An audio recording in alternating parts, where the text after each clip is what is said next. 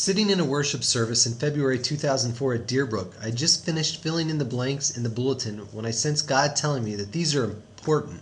Pay attention. Don't lose this. So I wrote the 3 points in the back of my Bible. They were, get out of debt, get a passport, and get ready to go.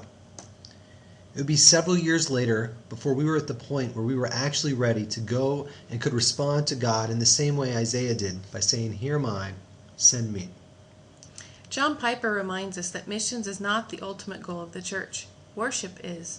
Missions exist because worship doesn't.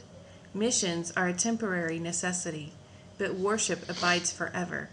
Worship services are just the beginning to true worship. I am never ceased to be amazed at how God can speak and encourage and challenge me in worship services.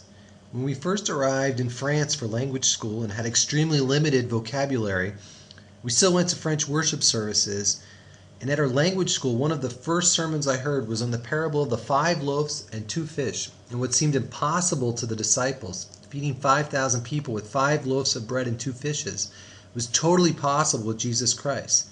The thought of learning French seemed like an impossible task to us. God took our 5 verbs and 2 adjectives and performed a miracle with us also. Listening to Cameroonians sing worship songs in their mother tongue is more powerful than I can describe. And to think that we will all worship before the throne like it describes in Revelation 7 encourages us on the difficult days. Songs have always been powerful to me. I still remember the song sang when I went forward to profess my faith in October of 1983.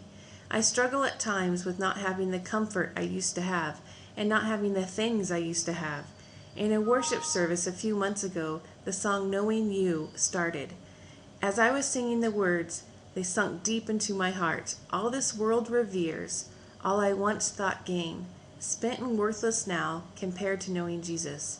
I'm so thankful that the Lord used those words of that song during worship to realign my thoughts so that I can too possess by faith what I could not earn.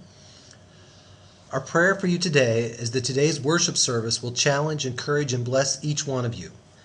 Thank you for always remembering us in your prayers.